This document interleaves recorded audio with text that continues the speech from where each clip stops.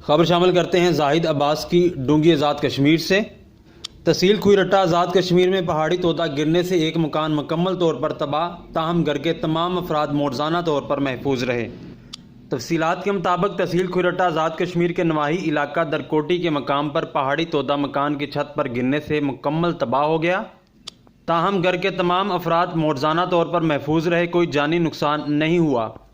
گھر کے مالک محمد طاہر جو عرصہ دراز سے اس گھر میں مقیم ہیں، گزشتہ دنوں ان کے گھر کے قریب سے اچانک ایک بڑا پہاڑی تودا ان کے مکان کی چھت پر گرا، جس سے ان کے مکان کی چھت اور دیواریں مکمل تباہ ہو گئیں۔ مکان مالک طاہر کا کہنا ہے، میں ایک غریب آدمی ہوں اور میرا مکان سلائیڈنگ کی وجہ سے مکمل تباہ ہو گیا ہے۔ زندگی کا تمام سرمایہ جو تھا وہ ختم ہو گیا۔ شدید سردی کی وجہ سے اب اپنے بیوی بچوں کے لیے کوئی رہنے کی جگہ نہیں۔ حکومت میری امداد کرے تاکہ میرے خاندان کے سر پر چھت مہیا ہو سکے۔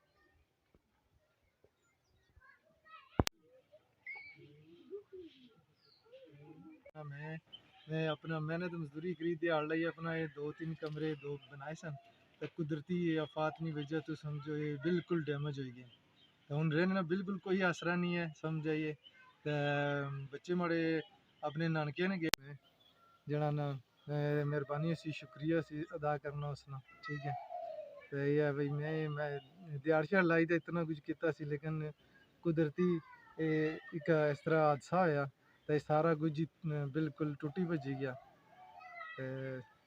جناب نے بڑا احسان ہو سی اگر کوئی بھائی اس طرح میرے نال ماڑی ہیلپ کرنا یا کوئی تعاون کرنا۔